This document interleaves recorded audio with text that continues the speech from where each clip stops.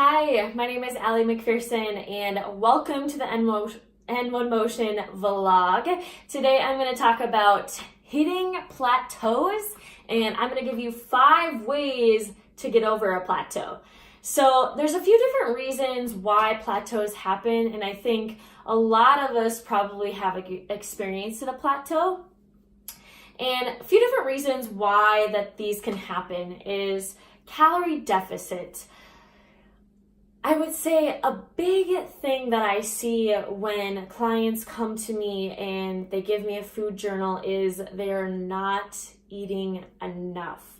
And, we have learned in a weight loss scenario, which a lot of people have weight loss goals, so that's kind of why I'm talking about weight loss specifically, is calorie in versus calories out, right? My calories in need to be less than my calories out, therefore I'll lose weight. And that is true to a degree, but I'm going to talk more about why that's not necessarily the be-all rule to follow, and I'll talk about that in a little bit. But another reason why people can get into a plateau is starvation mode. So again, we're restricting our calories very, very heavily, and this is where our body can get into a starvation mode, and our body starts to eat off of the muscle that we're building in the gym or the muscle that we have on our bodies. And the more muscle we have on our bodies, the more fat we burn at rest. So when our body also goes into starvation mode, it releases a hormone called ghrelin. And ghrelin is also a hormone that promotes fat storage. Your body was built to survive, right? It's not worried about losing 20 pounds or losing those extra 5 stubborn pounds that you seem to not be able to get off, right? It's worried about surviving.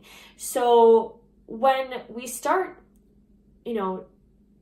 restricting our calories like a lot of us think we need to do, our body enters a starvation mode, and it's like, oh my gosh, I'm not getting all the nutrients that my body needs to just run its normal everyday processes. And therefore it's going into this starvation mode where it's just beginning to anything that it eats, it's just storing as fat on your body so that it can pull from that later on because it thinks that it's not going to eat for a while.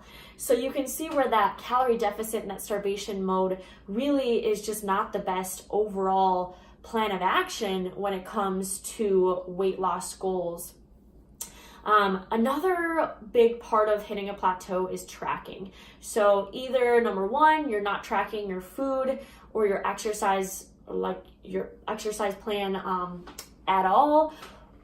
Or if you are tracking, you're not tracking properly. And a lot of people under track their food. So when you're putting in an apple into your tracker, you're like, oh, this is like a medium-sized apple, I think. So you're adding that in, and there can be a big difference in calories and carbohydrates between a medium apple and a larger apple. So tracking can be a huge area where there can just be a lot of mistracking happening, and that can hit you not to reach those goals as well. So I want to move into 5 ways you can get past the stubborn plateau you've been experiencing. And number 1 is stop starving yourself. If I could shout this on the rooftops, I absolutely would. Again, this is like the number 1 thing that I see with my clients, specifically females. I don't know what it is. We're just scared to eat calories. We're scared to eat too many carbohydrates. We're scared to eat too many calories. Like a lot of times women come to me and they're just like, oh yeah, I'm just doing like 1,200 calories a day. And I'm like, oh my gosh, like how are you doing that for one? And how are you just like not crabby all the time? So stop starving yourself. You're also less likely to stick with this, right? Like the more you starve yourself, and maybe it's that time of the month, maybe you start to crave some things, maybe you go on vacation and then you binge all of a sudden. And then you're like, oh, well, now I feel bad about my binging, so now I'm going to go back to restricting. And you just start to get stuck in this binge, restrict cycle. And then you're just not getting to your results, right? Because you're just in this cycle. So stop starving yourself. It's not realistic to do, and it's overall not going to get you where you want to go. So don't be afraid to eat. Number 2 is track. So this is tracking your food can be such a huge eye-opener for one on, oh my gosh, I didn't realize that I was overeating that many carbs in a day, or I didn't realize that I was getting way too much sugar.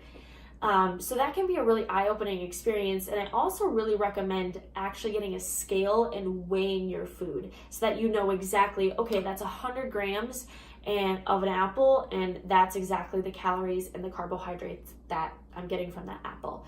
So I would there's a few calorie trackers or macro trackers out there that you can use for apps. MyFitnessPal, My Plate calorie counter, Lose It calorie counter, and LifeSum diet and macro tracker are just kind of top 4 tracking apps out there. So you can definitely check those out. We will have those listed in the blog as well for you to check out. So track. What gets tracked gets, I don't know what that word is. What gets tracked gets changed. I don't know. Whatever that saying is. But yes, having that statistic or having those numbers to, see those statistics on paper really does help. One thing that I do want to mention with the calorie trackers or the trackers just in general is a lot of times when you do input your goals and where you're currently at, it's an algorithm, right? So it's just like, and it knows the golden rule of calories in versus calories out. So a lot of times those calorie counters or calorie trackers will give you a really strong calorie deficit, and that's not, again, the best thing. So if you're needing help on what are my macros, how many calories should I be eating a day, definitely feel free to reach out to us. I'd be happy to run your macros based on where you're currently at, based on what your goals are and how active you are and all of those things. So if you need help in that area, definitely reach out to me and be glad to help. Number 3 on getting past that plateau is make this a lifestyle. And I can't stress this enough. You're going to follow a diet and a nutrition plan and an exercise plan that fits in with your life. And truthfully, making this a priority, making your health a priority on a daily basis is going to help you reach those goals and to maintain those long-term goals and success. So really make it a lifestyle. You don't have to restrict. You don't have to turn down family dinners or turn down happy hour with your friends. Really fitting in those types of things with this healthy lifestyle can really get you past, that plateau and get you on the right track just in long-term success. So really recommend making it a lifestyle. Number 4 is rest. So a lot of times what we see on social media or what we see at our local gym or what we see at all these boutique gyms is high intensity interval training or really hard. We're going in for 50 minutes and we're just banging out that workout and we're sweaty and we're about to puke and we're going to vomit and all this, right? And that's really not the way that you want to train all of the time. That's putting your body under a ton of stress all of the time. And when your body's stressed, again, your body is meant to survive. So it's going to start to hold on to certain things because it's like, oh, that just freaked me out. That's a lot of stress on the body. I need to hold on to things because I don't know when that's going to happen again. And I'm going to need energy to pull from. And so give yourself the rest that your body needs. That is huge. Taking a few days off. Maybe if you're in a plateau and you just can't seem to get anything to budge, take a week off. Take a week off from the gym. Maybe do some yoga. Making mental clarity a huge aspect is this as well, because mental stress can cause you to hold on to fat in certain places as well. So mental clarity and mental health is a huge part of this as well. So rest. And number 5 is change it up. Again, like I've just talked about, high intensity interval training is all we see all the time on social media posts, and it's exciting and it's sweaty and it's cool, right? It's trendy, and you need to really change it up. It's good to do high intensity interval training, but it's also good to take a slower paced strength day. It's also good to take a steady state cardio day. So if you've been kind of doing the same routine over and over again, or hitting the same classes over and over again, that's a thing where you can change it up. And if that's an area that you need help with, we do comprehensive programming. That is what we are all about. We are all about, progressive workouts and making sure that you don't hit a plateau, making sure that we don't do the same thing over and over and over again, and we change up our exercises, and we change up tempo, and we change up intensity level and impact, and all of those things that can be variables in workouts.